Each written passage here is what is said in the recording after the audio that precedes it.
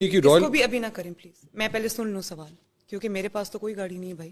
نہیں, you A ای کی Royal family سے آپ نے 2009-2010 کے اندر, کہاں ہے یہ ریکارڈ میں ہے؟ یہ جے آئی ٹی کی رپورٹ میں آیا ہوا ہے, یہ کیا ڈکلیئرڈ ہے آپ کے ریٹرنز کے اندر. مجھے اس کے بارے میں کچھ نہیں پتا. آپ کے پاس کبھی بی ایم ڈبلیو گاڑی نہیں رہی 2009-2010 میں؟ میں آپ کو ایکسپلین کر دیتا ہوں, میں پورا ایکسپلین کر دیتا ہوں.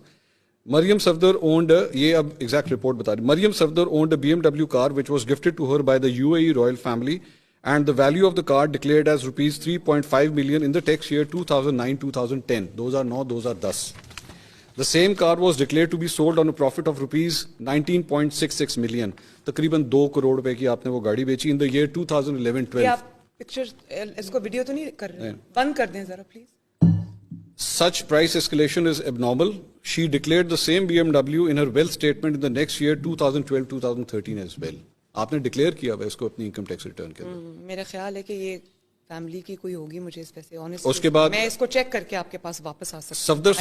صفدر صاحب نے اس کے بعد, میرے پاس ویسے کبھی بی ایم ڈبلیو نہیں تھی. آپ کی وہ کون سی گاڑی تھی جو نیب کے دفتر کے باہر ہٹ ہوئی تھی؟ وہ تھی لینڈ کروزر.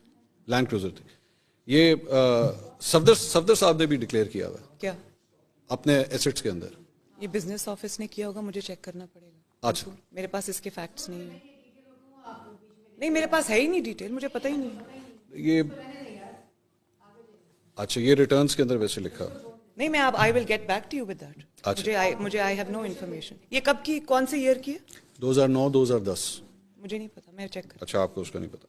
اچھا, یہ ایک اور ہے جس کے اندر آپ نے گفٹس ریسیو کیے ہیں 2010 سے لے کے 2016 تک.